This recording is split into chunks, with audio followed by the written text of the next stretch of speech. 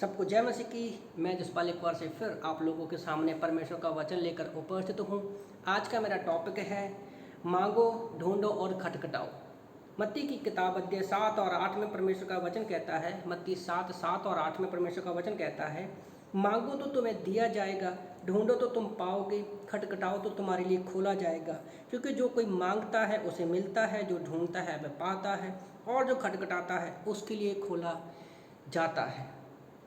तो याद रखो, हमारा जो विश्वासी जीवन है वो एक यात्रा है, और ये यात्रा का जीवन जो है कभी आसान नहीं होता। और ज़रूरी नहीं है कि हम जब यात्रा में निकलते हैं तो हमें नहीं पता होता कि कौन जो है हमें सारी चीज़ें देगा, कौन हमें रास्ता दिखाएगा, कौन हमारे लिए बोहा खोलेगा। तो इसलिए परमेश्वर का वचन कहता है कि हमें मांगना है, ढूंढना है और खटखटाना है।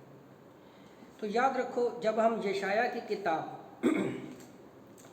किताब अध्याय 65 वर्स 10 में 66-10 में पढ़ते हैं, 65-10 में लिखा है, 65-10 65 वर्स 10 में लिखा है, 65-10 में पढ़ते हैं, लिखा है, मेरी प्रजा जो मुझे ढूंढती है उसकी भेड़ बकरियों तो शारोन में चरेंगी और उसके गाय बैल आकोर नाम तराई में विश्राम करेंगी। तो जो हम क्या है, आज परमेश्वर की प्रजा है और हम उसकी संतान है, और जो उसको ढूंढती है, प्रभु का वचन कहता है कि उसको सिर्फ हमारी ही नहीं, हमारे वंशज की भी, हमारे लोगों की भी उसको चिंता है कि हम क्या खाएंगे, क्या पहनेंगे। ये परमेश्वर का वचन कहता है। कई बार क्या होता है कि हम मांगते तो हैं, हमें मिलता नहीं है।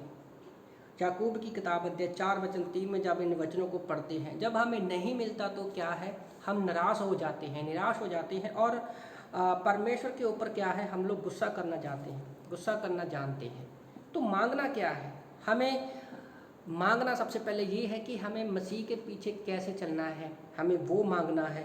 क्योंकि परमेश्वर ने हमें अपने वादे दिए हैं, वचन दिया है, वचनों में अपने वादे दिए हैं, और हमें बताया है कि कैसे हम उनके पीछे परमेश्वर के पवित्र आत्मा की अगुवाई में चल सकते हैं। और मार्कुस की किताब अध्याय 11 वचन 24 में लिखा है कि हमारे लिए परमेश्वर के पीछे जब चलते हैं और विश्वास से हम मांगेंगे तो हमारे लिए क्या है, वो सब कुछ हो जाएगा। अगर हमारा विश्वासी जीवन कमज़ोर है तो इसमें परमेश्वर का कोई कसूर नहीं, इसमें हमारा अपना ही कसूर है, और इसके लिए हमारे पास कोई बहाना भी नहीं है। क्योंकि परमेश्वर ने तो जो हमारे लिए करना था वो अब तक कर चुका है सब कुछ। तो हमें अपनी कमजोरी में क्या है, अपने विश्वासी जीवन में क्या है करना, हमें मांगना है, ढूंढना है और खटखटाना है।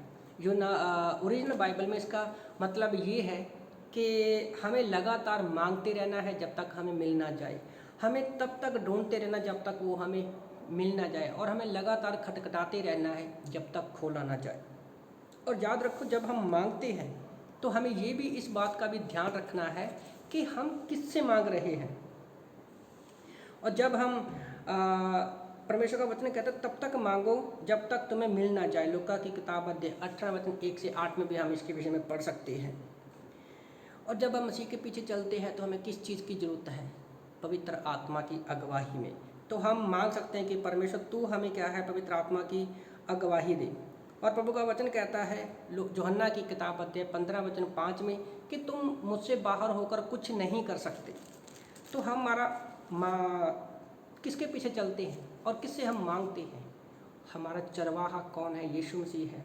इस बात का हमें ध्यान रखना है।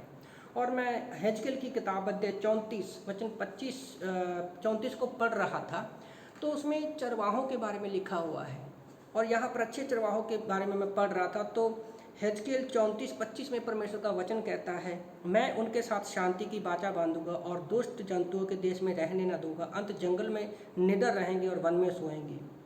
और कहता है, मैं अपनी पहाड़ी के आसपास उनको क्या है, आशीषों से भर दूंगा। तो याद रखो, हम जीवन यात्रा में कई रास्तों से हमें होकर जाना पड़ेगा, पर हमें याद रखना है कि परमेश्वर ने हमें वादा किया है कि वो हमारी जीवन यात्रा में हर एक आशीष को पूरा करेगा। तो आप लोगों को मैं उत्साहित करना चाहता हूँ कि हमें पवित्र आत्मा की अगुवाई में परमेश्वर से मांगना है, ढूंढना है और खटखटाना है। तो इन वचनों से प्रभु आपको आशीष दे। आमीन।